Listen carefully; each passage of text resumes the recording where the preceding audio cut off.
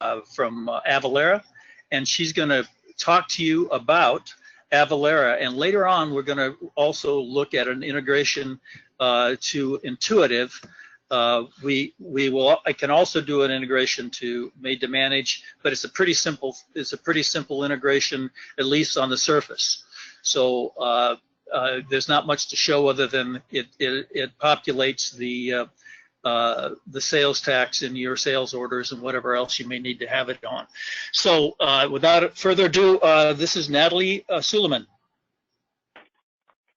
Hi, thank you so much, Brian. Thank you to the PeopleSense team for hosting our webinar today on tax compliance for manufacturers, understanding today's regulatory landscape, and to everyone joining.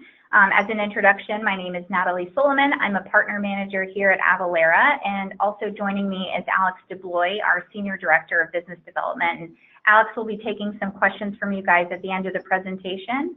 So we're going to spend the next hour discussing the recent tax landscape changes and what the impact is on manufacturing. So as a disclaimer before we get started, please note that our presentation today is merely an overview and it's not a substitute for any professional legal tax advice. So you should consult with a tax advisor for more detailed answers.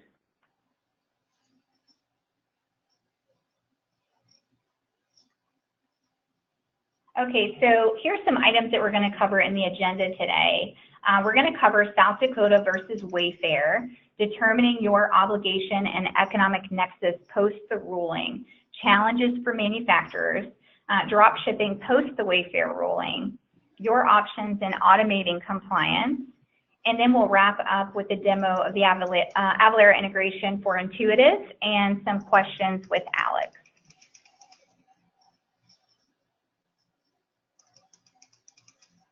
So let's first start with South Dakota versus Wayfair. So what's the buzz about this court case? And 2 years ago, on March 6, 2017, the South Dakota 6th Judicial Court ruled that the state's economic nexus legislation was unconstitutional. However, later that year in September, their Supreme Court struck down the same legislation. The U.S. Supreme Court agreed to take up the case in January of 2018, ruling again in June in favor of South Dakota, which overturned a long-standing physical presence nexus rule from a 1992 case called Quillcourt versus North Dakota. This now means that South Dakota has the authority to impose sales tax obligations on out-of-state transactions. So let's first talk a little bit about economic nexus. And economic nexus is a tax collection obligation which is imposed on sellers based on their level of economic activity within a state. So unlike a physical presence, it's based entirely on the sales revenue, transaction volume, or in some cases both. Like most sales tax laws, economic nexus criteria will vary by state and all aim to level the playing field between non-collecting out-of-state sellers and brick-and-mortar businesses. So South Dakota was the first to get permission from the court, but several other states are following their lead with similar economic nexus rules. This is a visual overview of states that have various nexus laws in place as of April this year. You'll notice there are a number of states without laws in place. It's possible that this will change in the next few months. We're already seeing some states in action after South Dakota versus Wayfair. Vermont, Kentucky, and Hawaii have laws that took effect July 1st, which was less than 10 days after that ruling. So I mentioned earlier that the Wayfair ruling added economic nexus challenges, so we'll talk a little bit about those obligations.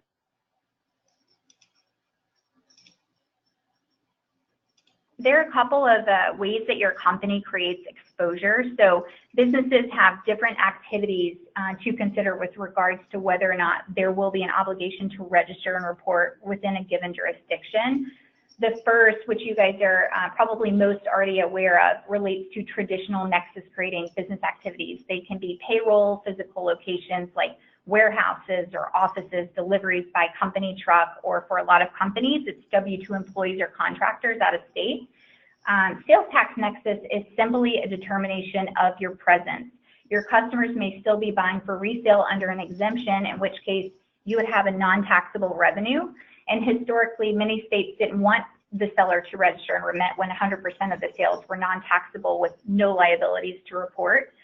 With the new economic nexus statutes, many states now want sellers to register and report who exceed the thresholds regardless of whether or not 100% of the sales are non-taxable and liability payments are zero. So if you're selling online through marketplaces like Amazon or Walmart, you need to know whether or not your business activities are creating economic nexus. I'm sure most of you are familiar with Amazon FBA or Fulfillment by Amazon, and this is a program where a seller consigns inventory to Amazon, and that's stored over 24 distribution centers globally. And in this case, the seller's property is in those states would create a nexus.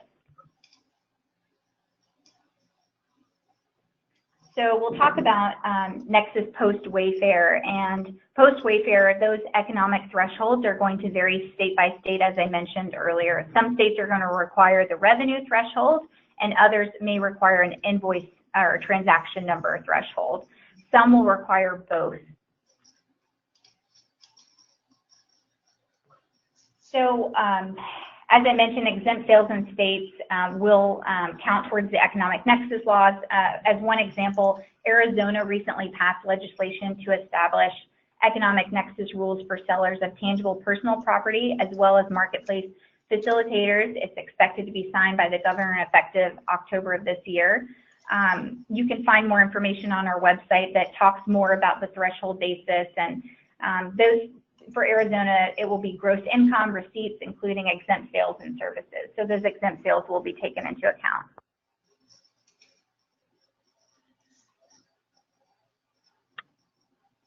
So we can talk about some of the changes that we're seeing in the manufacturing landscape. It's really not just business as usual processes that are becoming more complicated for manufacturers. Manufacturers are increasingly experiencing more direct-to-consumer activities. In fact, 70% of U.S. customers already purchase directly, and this growth via new channels means potential nexus triggers, for example, through e-commerce. So failure to remit in the states where nexus is established is something additional that auditors will be looking for. In the past, manufacturers have been turned off by sales tax, but it looks like this will be changing. So this slide talks about some of the challenges that manufacturers are facing when it comes to compliance.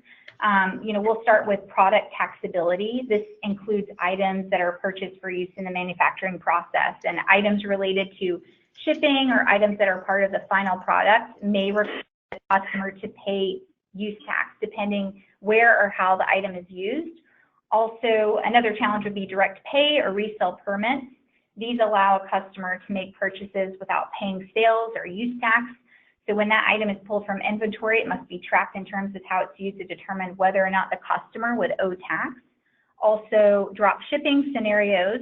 If an item is shipped directly to a customer, the manufacturer may be required to collect tax in the ship-to state if the drop shipper has nexus in that state, even if it's obvious that the item will be resold. So ship-to states vary state to state, and they're difficult to manage, or they're becoming increasingly difficult to manage. Also, installation and repairs. Some states are taxing these types of services. If manufacturers do the work themselves or they're leveraging a third party for the installation and repairs, it may create nexus, and they may be required to pay and collect sales tax. E-commerce and omni-channel, as more manufacturers are selling their finished products online, they need a reliable system in place to automate the transactional tax compliance because it's done in real time. And also with manufacturers, they're building more of the omni-channel experience for their customers. Those are going to be varied experience points from counter sales, online, mobile stores, mobile apps. So those manufacturers are going to need to properly calculate the transactions and exemptions across all channels just so that they can remain compliant.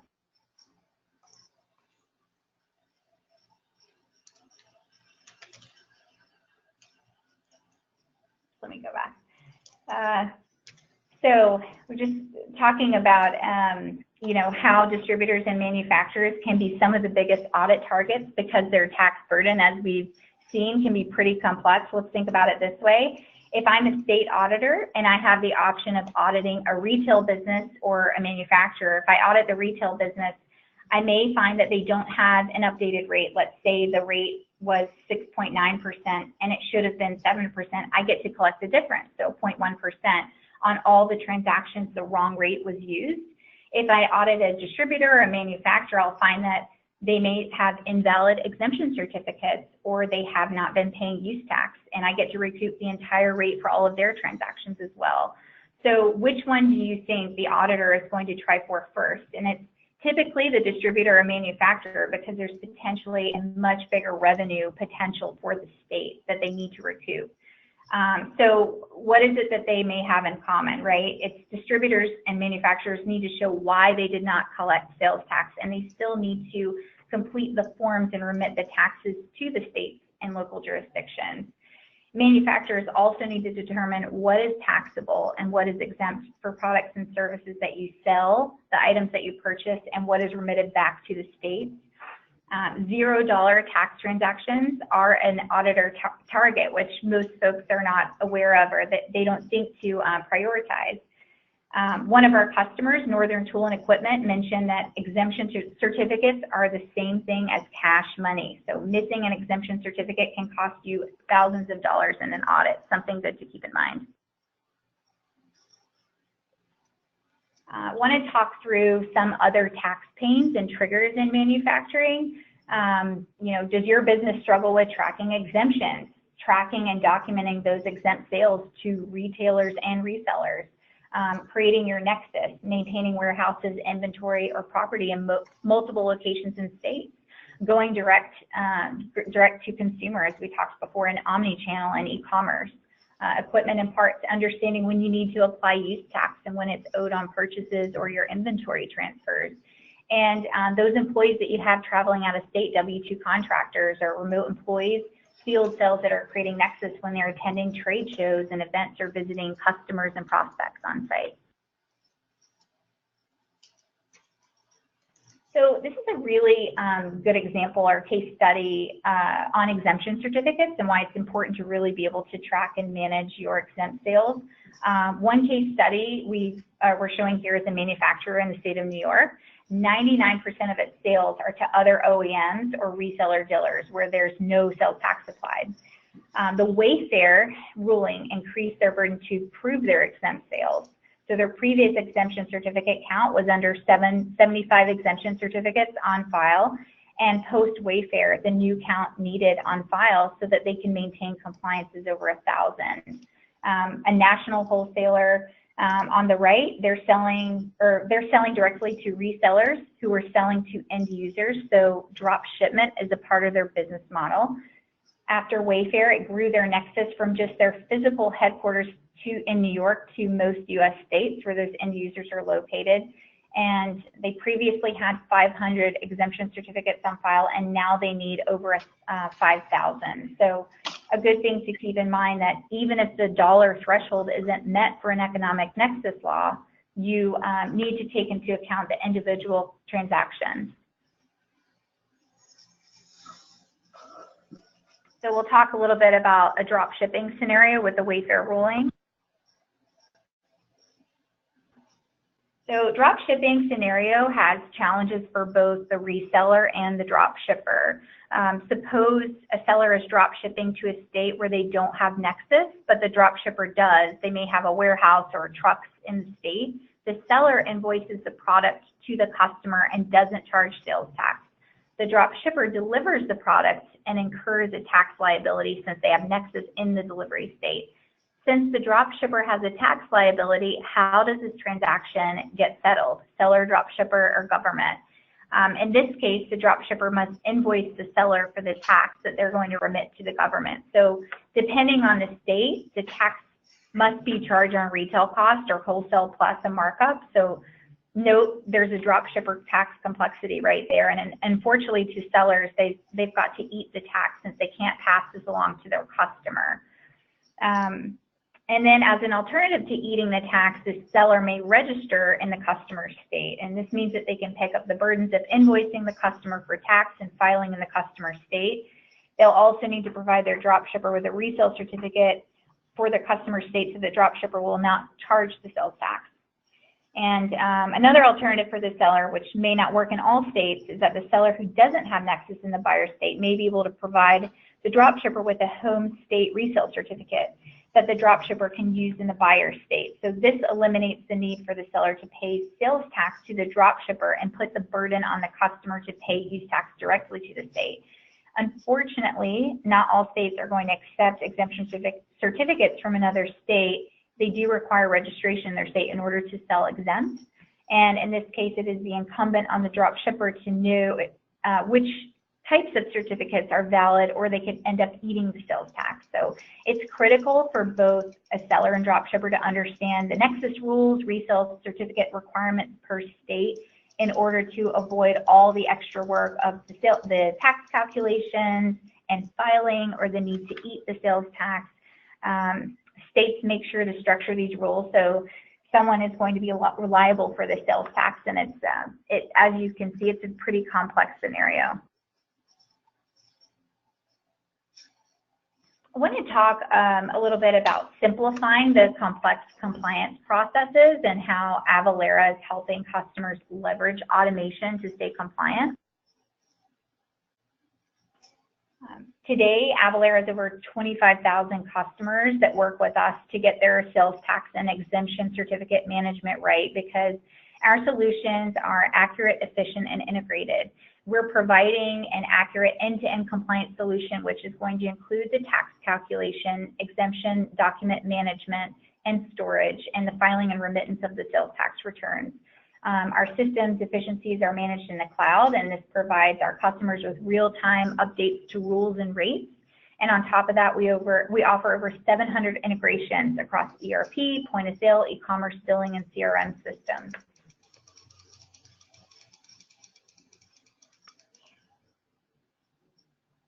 So Avalara can be very helpful in helping customers track their economic nexus updates and activities as these laws are continuing to change.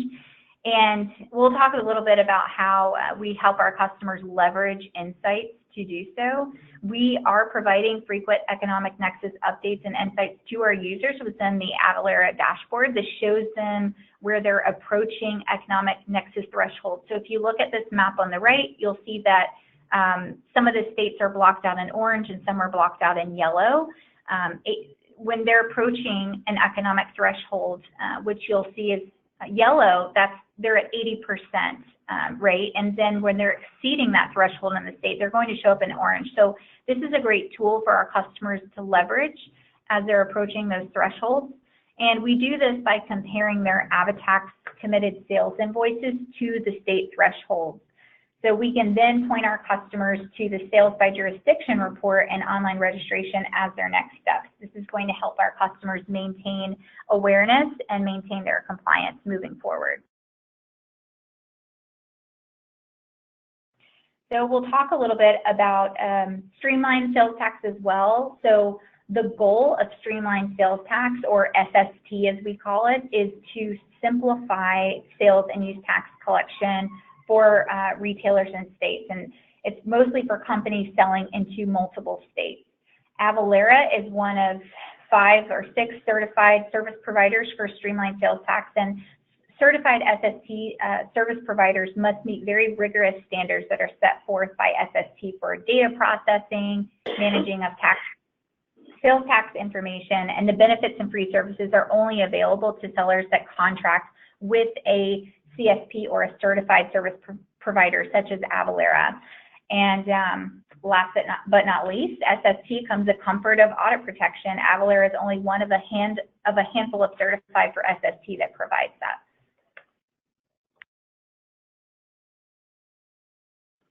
So I'm going to hand this over to Doug. Thank you guys for listening, and I'm going to hand this over to Doug. Doug is going to show us a demo of the intuitive integration for Avalara.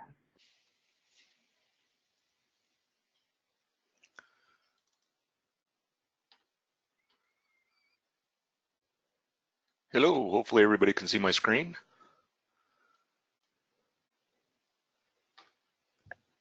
Good to go. Good to go, okay. So I've already kind of set some things up here in the intuitive product. I've got a sales order to a customer that their ship to will collect tax for. And then I've also got a sales order for that same customer to a state that does not collect tax for. And I've set this up in the Avalara settings to handle that. And so I've added a line for each of these with the unit price. So if we click this, it'll say, okay, there's no tax collected because it's from Pittsburgh. If we go back to the other one, I've got the same line items in their same quantities. And if I click the Avatax, it didn't work. Oh, there we go. Took a second. So there's the tax amount for this sales order. And if you preview when we save it, you can see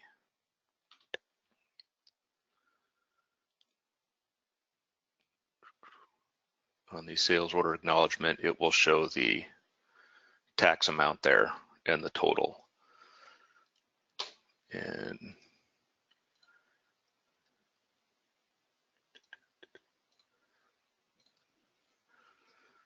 this one should not have the tax on it since it was for the non-taxed. So pretty simple. You can also get into the product families and the item level with tax exempt codes in Avalara. So you can say a whole product family doesn't need to be taxed, or this particular item doesn't need to be taxed. That will get set up in the Avalara side of things. Let me close these and then we'll go to the creates a pick list. We'll go ship and invoice those orders.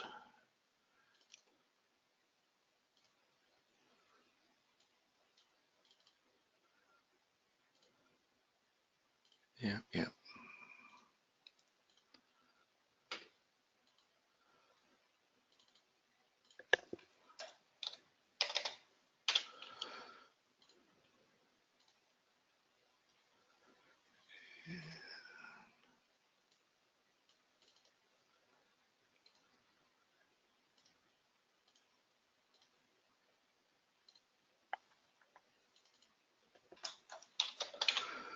Okay, so those are shipped and ready for invoicing. So if I go back to my invoicing screen and refresh, there's the two sales orders. We notice it shows what the sales tax was estimated as when the sales order was created.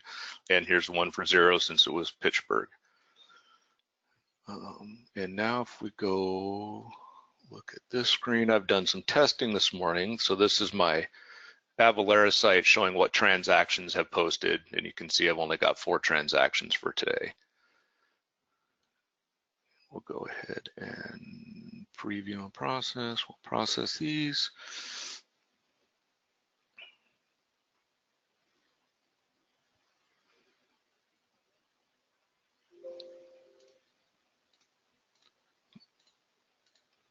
So here's the invoice. For the one that gets taxed, there's the tax total, and then the one to Pittsburgh, there's no tax. And then if everything worked, and this,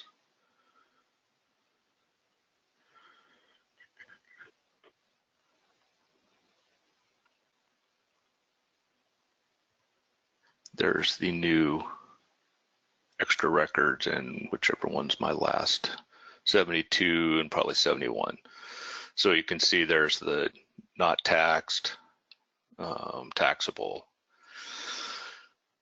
And that's the basics. If you reverse an invoice or do a credit memo, it will void out these transactions in Avalara. And so you're not responsible for the sales tax for that. And it works with credit memos, miscellaneous invoices, and all that will go through the tax and go through the Avalara tax code stuff. And that's pretty much the demo. Well, Doug, this is Brian. You're just demoing at this point intuitive, but we can also do this in Made2Manage. Is that correct? Yes. Okay. So we didn't have time to do both today, but if it's Made2Manage, basically the same thing. We just wanted to show you one of them. So I guess we're going to get this back to, is this going to Alex now? You can give it back to Natalie since she has the deck, but we're certainly happy. We've got, it looks like a couple minutes before the wrap up. If anyone on the line has any questions, I know that there was a lot that we covered. We can certainly make this deck available to anyone on the call, or, you know, if you contact PeopleSense, we can certainly. If you do have any questions, go ahead and unmute or type them into the chat thing, and we'll be happy to field those.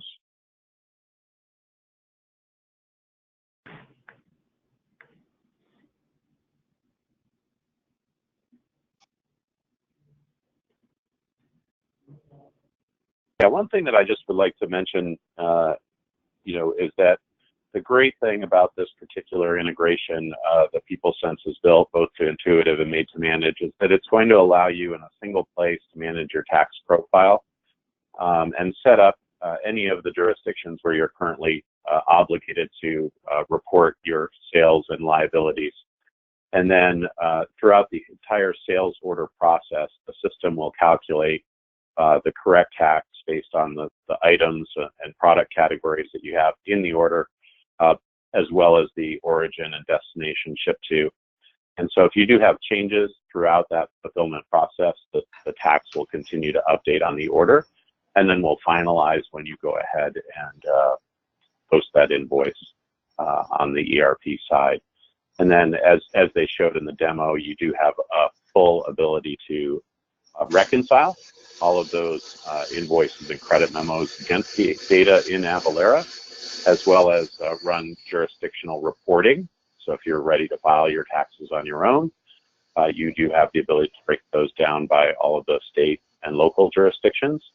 And if you did decide that you wanted to leverage some of our outsourced services, we can file those taxes on your behalf as well.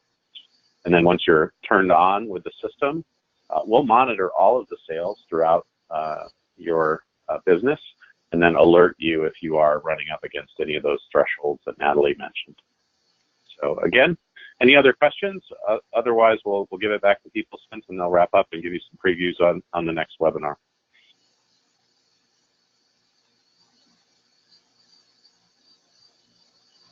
Okay, we'll wait for a few minutes here. This is, of course, the Avalara. This is the Avalara context, and then the context for PeopleSense. Myself, Brian Tognoni, and Gary Cerny for the Intuitive end. Gary, can you make me the presenter? I've got a slide that I wanted to show about webinars that are coming up.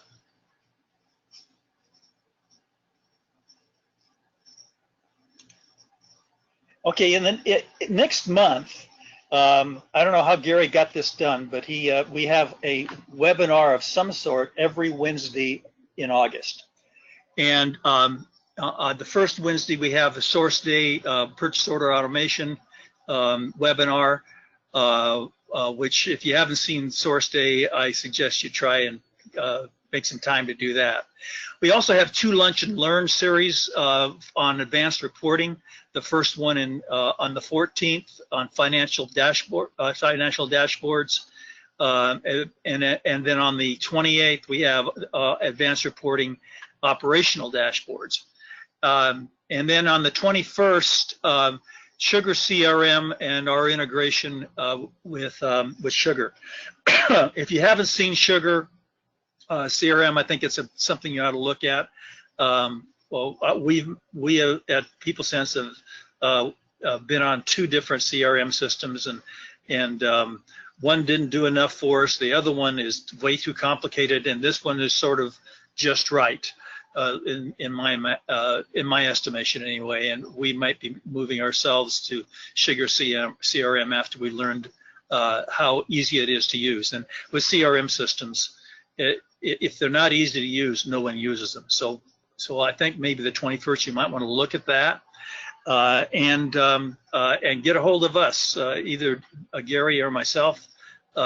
There's our phone number and address, and then anything you want to know about Made2Manage, I suggest you go on our website. Our website is very well done. You do the drop downs on both the products and services, and if there's anything related to Made2Manage or Intuitive that you can dream up, we probably have something to deal with it. So thank you all for attending today, and we will see you on the 7th at the Source Day Purchase Order Automation webinar.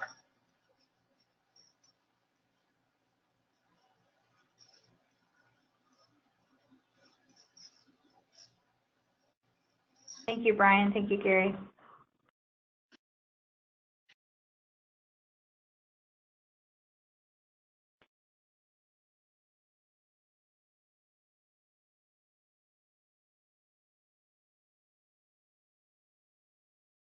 I'm going to turn off the recording, Gary.